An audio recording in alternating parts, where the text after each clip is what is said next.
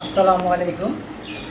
যারা আমার এই ভিডিওটা দেশ ও দেশের বাইরে থেকে দেখছেন তাদেরকে স্বাগত। শুরু করছি সেই মহান আল্লাহর নামে। তো যাই হোক, আজকে আপনাদের সামনে এতগুলো ডিম নিয়ে এসেছি।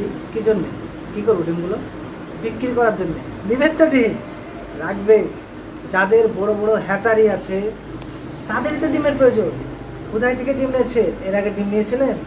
আমাদের রানীনগর মুর্শিদাবাদ থেকে ডিম নিয়েছিলেন? আপনি নিয়েছিলেন না? রেজাল্ট পাননি তো?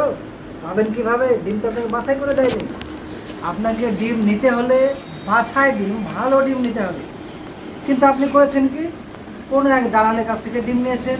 ডিমে নাই বাছাই, নাই তাদের নিজস্ব প্যারেন্টস, ডিম সম্পর্কে কিচ্ছু বোঝে না, কিচ্ছু জানে না। আপনি তার কাছে থেকে ডিম কিনেছেন।